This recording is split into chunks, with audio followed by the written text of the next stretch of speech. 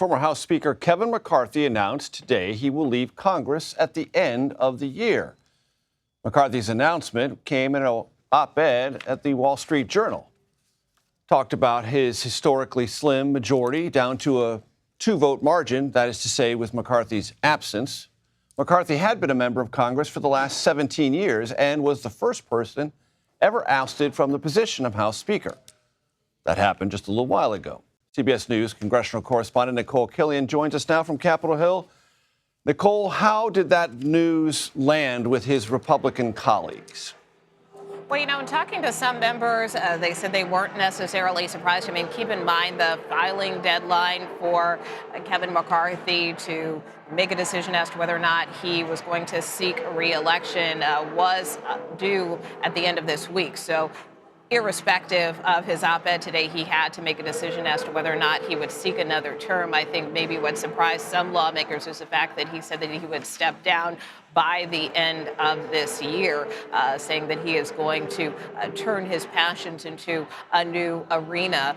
But look, there is a lot of bad blood that is still left from the speaker's race, not just at the beginning of the year, but obviously the one that took place this fall when McCarthy was ousted. And while McCarthy at the time said that he has no regrets for the decisions he made and how he handled himself as a leader, it really was something that was very upsetting, particularly to allies of Kevin McCarthy. And many of them kind of reiterated that today, that they are upset about how this all went down in terms of the motion to vacate, trying to force him out, particularly with respect to those 8 lawmakers who were the ones who ultimately forced his ouster. And one of those lawmakers, Congressman Matt Gaetz, I spoke to him just a short time ago, and I asked him for his reaction. He said that he wishes the former speaker well, but when I asked him if he feels like he is responsible for driving McCarthy out, he said, well,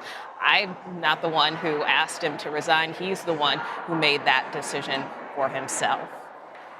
Yes, I'm sure Matt Gaetz wishes the former speaker well, but he is the one who filed the motion to vacate, setting in motion the ousting of the former speaker. That's just exactly the way Washington phraseology sometimes lands. Nikole, catch us up on the status, as you know it, of negotiations in the Senate on combining aid to Ukraine, aid to Israel, and changes in border policy.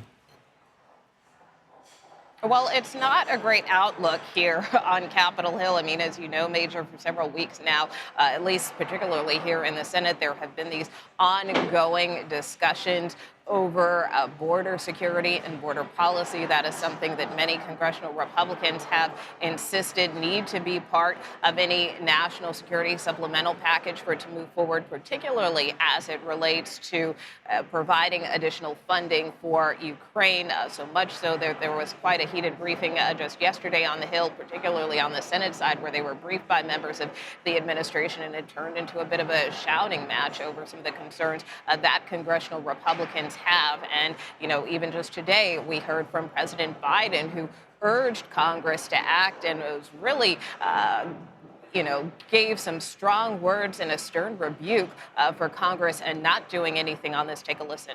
Frankly, I think it's stunning that we've gotten to this point in the first place. While Republicans in Congress are willing to give Putin the greatest gift he could hope for and abandon our global leadership, not just in Ukraine, but beyond that. So even as concerned as the president is about this, the likelihood that the Congress will move forward on this seems relatively slim as we get ready to go into the holiday recess, Major. Nikole Killion on Capitol Hill, thank you very much.